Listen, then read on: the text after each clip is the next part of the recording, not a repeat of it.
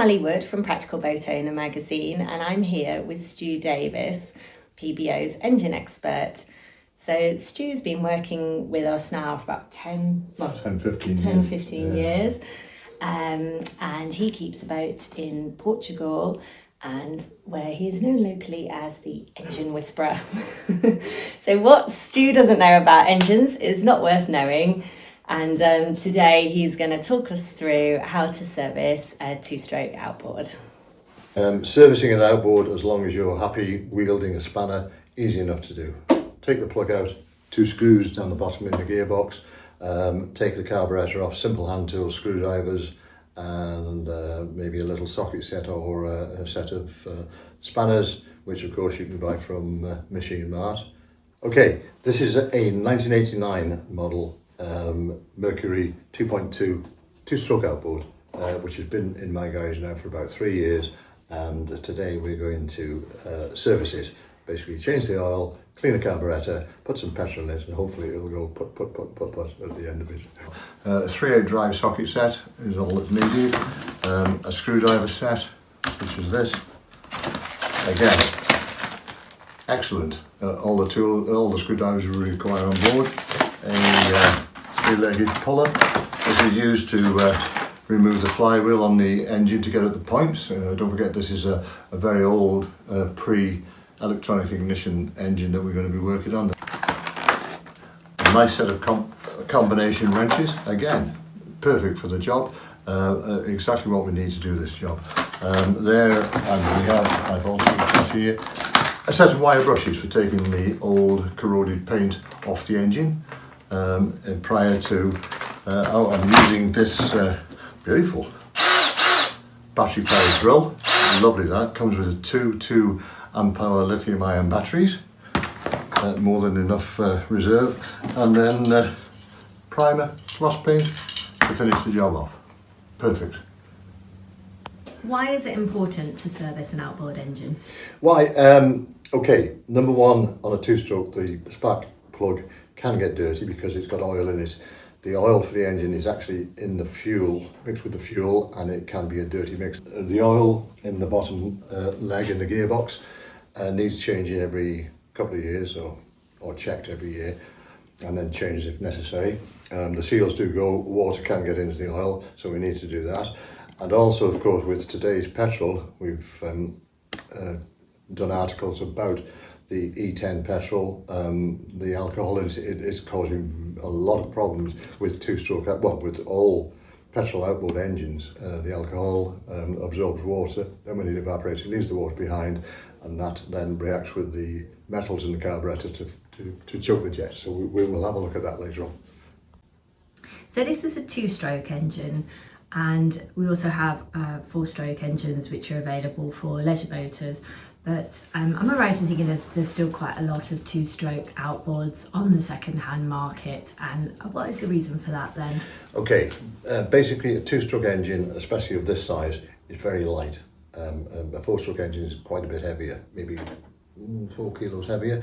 And for example, my wife Laura will pass this from when it is on the rail on our boat to me in the dinghy. She can hold it with one hand. With a 4-stroke, it's a two-handed job, and it makes it a little bit more dangerous, a little bit more difficult. If you want to take it home with you, you have to lie on the right side because the oil is inside the engine, and if you put it on the wrong side, the oil comes out and spills all over in your car and all the rest of it. 2 strokes are simple, very light, a bit dirty in the exhaust. Here we have the serial number. What is important about this is that there are myriad sources online of the serial numbers which tell you where the motor was made and what year it was made. On this old one, we don't have the kill cord switch on it. You can retrofit them. They're only a standard size hole. You can get onto a Mercury dealer and you can buy the bit where you can put the what we call the curly-whirly cord fitting on there to make it safe. We start off with taking the cowling off, take the petrol tank cap loose, and there are loads of screws. But anyway, I'm just going to take all these screws off first. There's a few of them on top here, and there's 2 each on the side. There's 1, 2 there, and 2 the other side. On the later models, they've just got simple over under clips, but these you have to undo screws. So we get Phillips potty drive or JP star screws. These are actually, they're not potty drive, they're Phillips screws. And the way you can tell is that on a potty drive, you've got those little lines there in between the grooves. There, so that's a potty drive. I shouldn't have used that one. I should have used this one, which hasn't got the lines in between. And the screws, if they're potty drives, they have little marks in between the star bits to show that it's a potty drive or a Phillips. Come off. Yes, yes, no.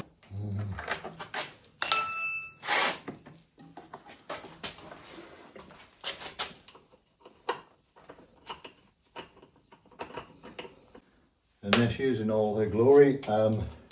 Magneto underneath there, or flywheel with magnets in it. Fuel tank, fuel tap, carburetor, which we're going to take off in a minute, and the spark plug, which is underneath there.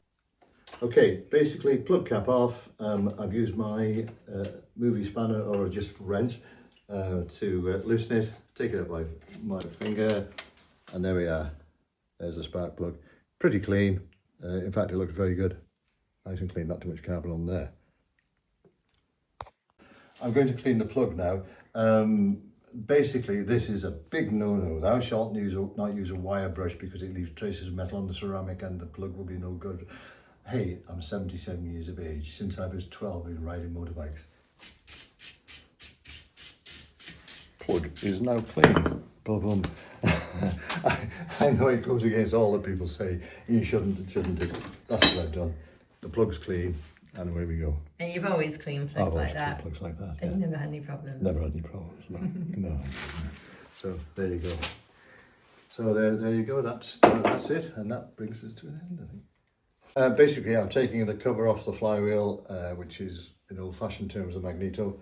You'll note there's the wire for the kill switch, which is earthed on that bolt there. The other end of the wire goes to the ignition coil, which is by there. Sorry, the ignition coil, which is by there. And let's see what we've got underneath here, whether it's a point system or whether it's an electronic ignition.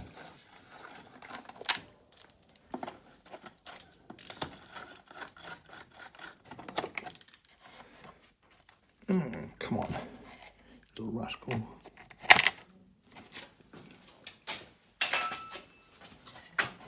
And then we should have starter cord, whichever we need to replace the cord, that's where you put the new cord on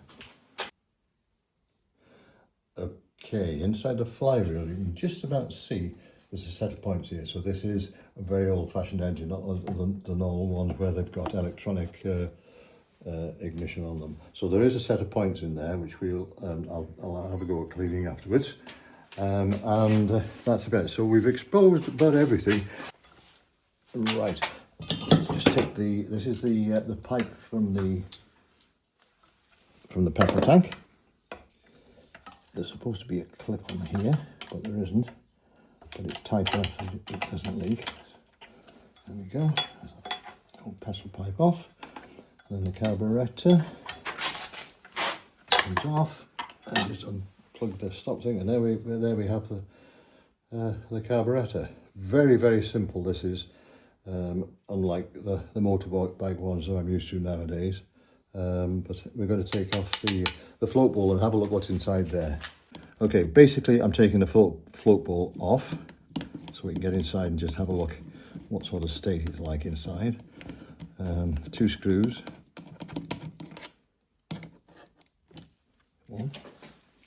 What I've got here, by the way, is a little magnetic tray which is supposed to hold the screws. So the screws that are pure stainless steel won't stick to it, but the ones that are 3 or 4 stainless, they will. So the magnetic keeps all the screws from bouncing around all over the place.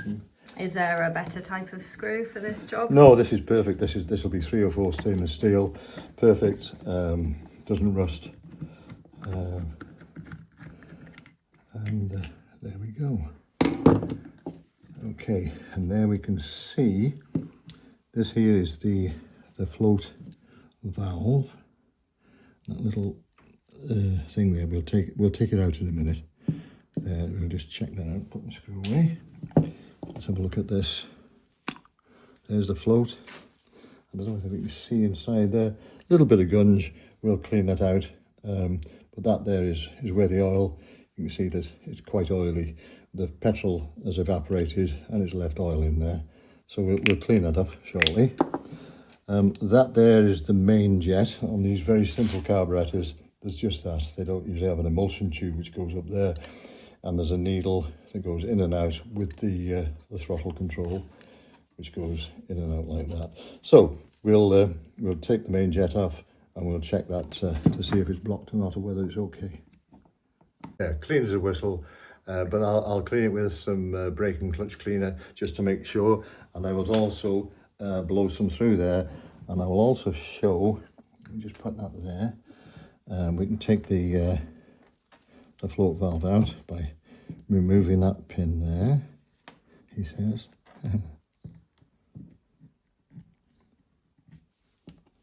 Like that. And the float thing there. And then there's the little float needle there. What we'll do is we'll give this all a good clean with some carb cleaner now. And we'll put it back together. Right, basically I'm using some brake and clutch cleaner to blow through the passages in the carburetor. There, and also in there, you can see some of that coming out through the petrol pipe thing there. And you can hear it coming out into the carburetor itself. I'm going to spray some inside here to wash out the float chamber.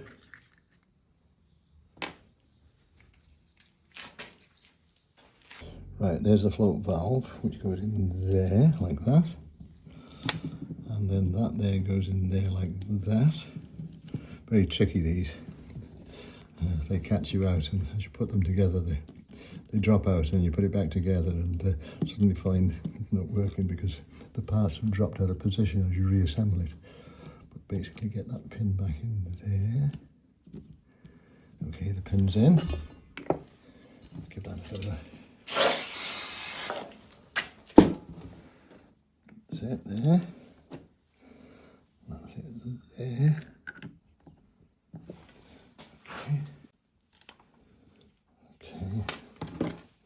And then we put it back together again.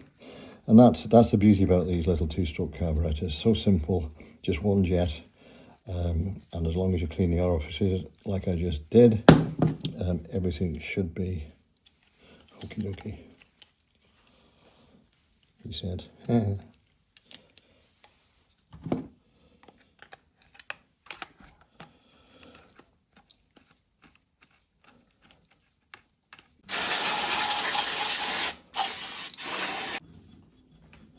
And it just fits on back easily, does it? Yeah, just fits back on easily.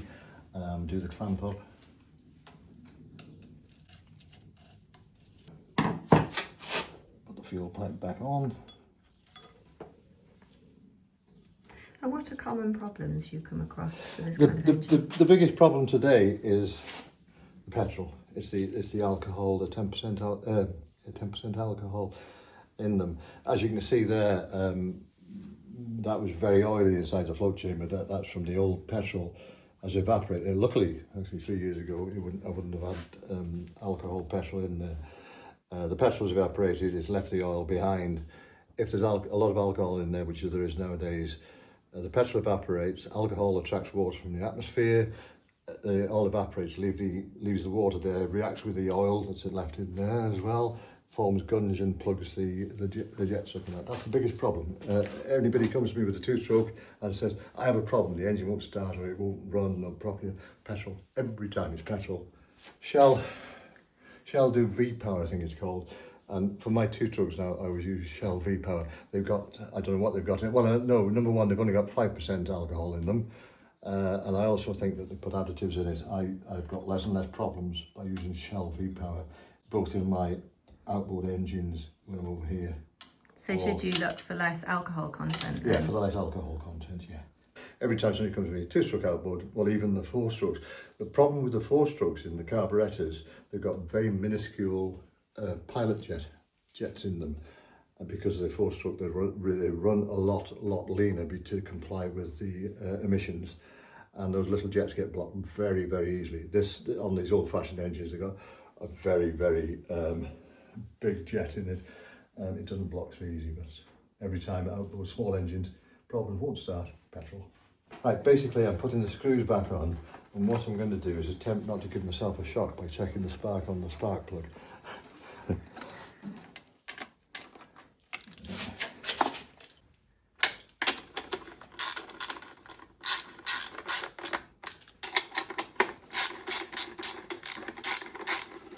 Basically, these engines can be stripped down with good screwdrivers and a 10mm socket or a 10mm spanner. So I like using these 1/4" drives when doing jobs like this. They're not too big and heavy and run less risk of doing any damage to the threads on the bolts. Just hold on to that, Ollie.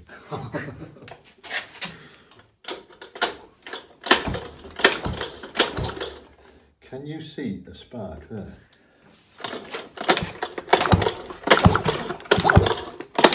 On that spark plug. Oh, can I? You should see it in between that gap and the middle bit. Let's have a look. Yes. Yeah, okay. There is a spark. There is a spark, yeah, okay. So the points are good inside there. That's all I wanted to know. And you didn't give yourself a shock. And I didn't give myself a shock, no. Good work. I'll show you a nifty little trick in a second.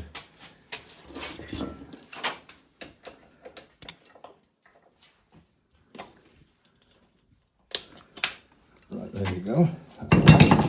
Now then, here is a trick that us mechanics use.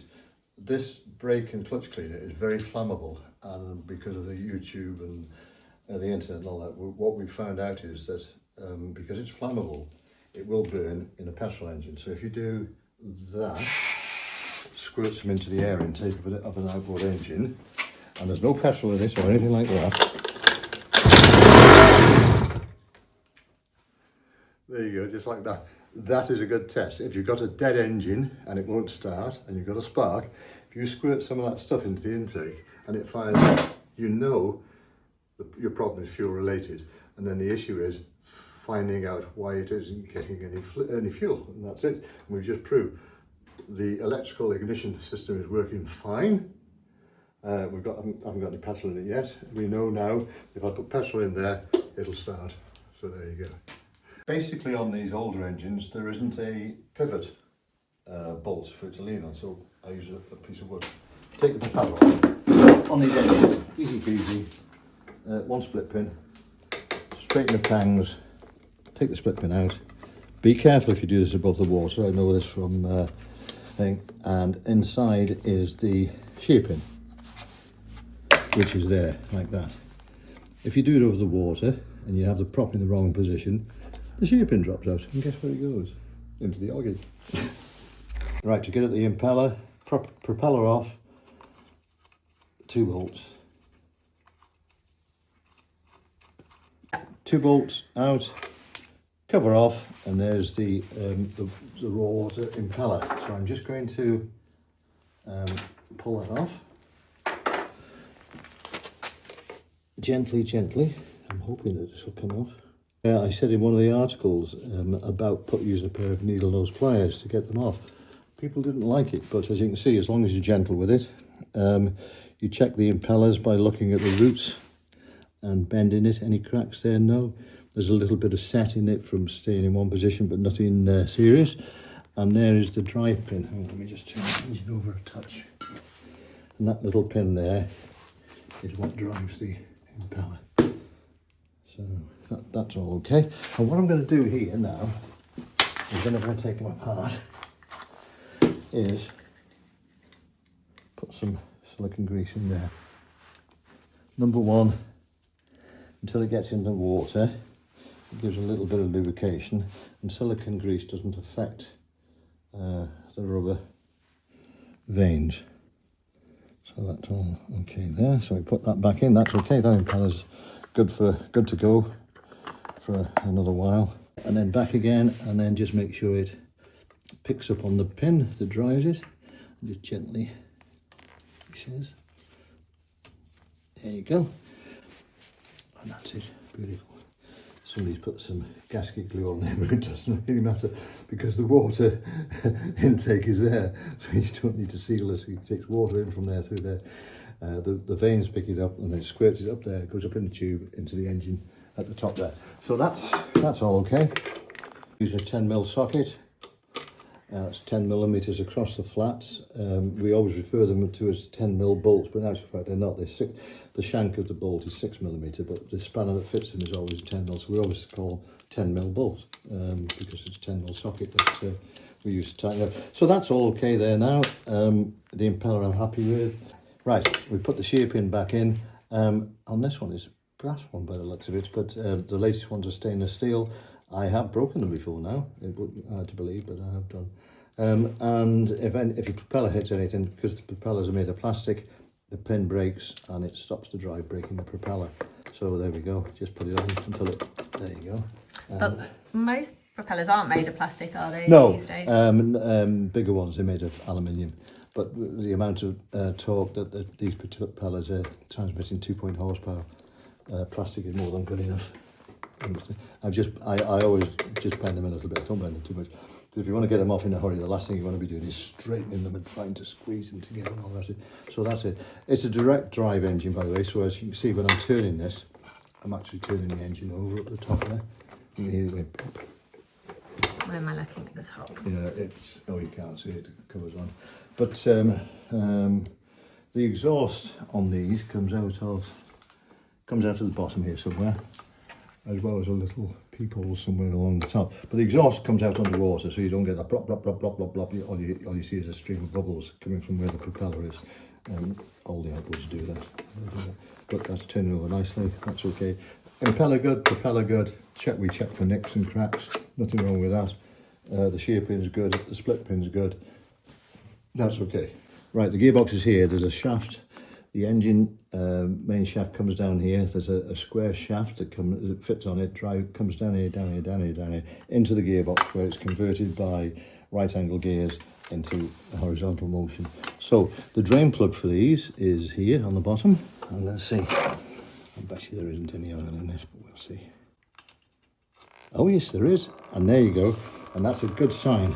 That is, although it's a little bit black, it's clean. And I'm going to say to Ellie, because she's my apprentice, if you smell that, a gear oil's got a very peculiar smell. Oh yeah. You can always tell gear oil by that smell. Right, that's just to let the air in.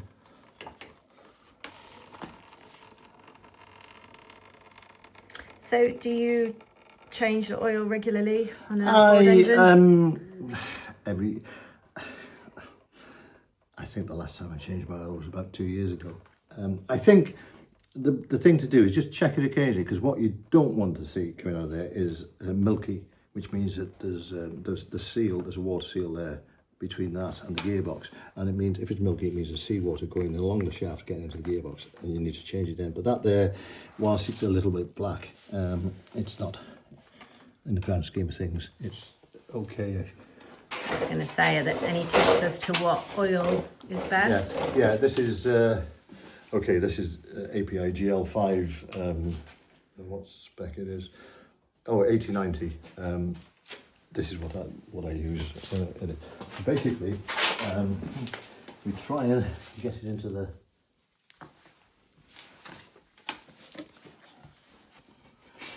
Basically, I'm squirting oil in there, and when it's full, it should come out of that there, he says. There you go. Can you see it coming out of the top there? Yeah. Right, that means it is full. And then we just get that in there without spilling too much out. So there is quite a market for these. If you go on the Practical Boat Owner or YBW forum, as soon as one of these comes up for sale, they're going now for more than they cost when they were new. I mean, average price was 150, 200 quid for something like this, because of the very fact they're simple, robust, easy to fix, as you see, and they're light. You know, us oldies can hold one-handed. I mean, you just seen as what it takes us an hour and a half. Gone through it all, checked it all out, cleaned the carburetor, changed the oil, checked the spark plug, everything okay. So the big test is going to be when I go and get some petrol now, so it'll start. Right, basically I'm mixing up some 50-to-1 two-stroke mixture. So put it in here. Is that the same ratio for all outboard engines? Pretty much so. Modern two-strokes have got oil injection where there's a pump on the engine which mixes it. For these old ones, just mix it yourself. As I say, 51. Originally, my engine on the boat, which is a bit newer than this, they recommended 100-to-1, but they didn't do that for very long. I suspect they were getting lots of warranty claims. 100-to-1 is too weak, not enough oil in it, so 50-to-1 is fine. So let's see whether this will work.